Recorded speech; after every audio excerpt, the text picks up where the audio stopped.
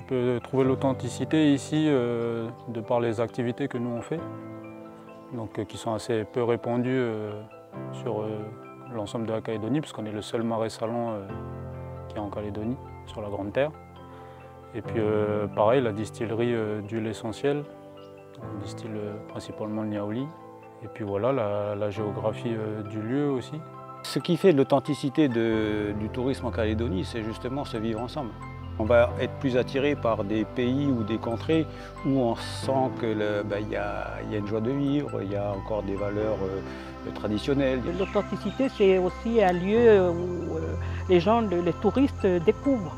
Parce qu'elle est authentique dans le sens où elle n'est ni sur la carte, ni...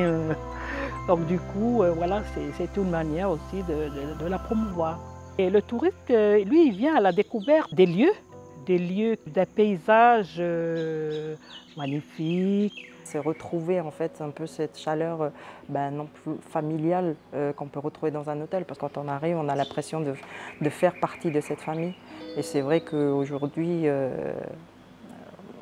pour les employés, en tout cas pour moi, pour ma façon de voir les choses, il n'y a rien de plus important que de considérer ce cercle et de la protéger comme une famille. Peut-être qu'ici, il y a fondamentalement quelque chose qui est au-delà de l'accueil technique qu'on peut apprendre dans nos écoles hôtelières, qui va être un sourire quand même franc.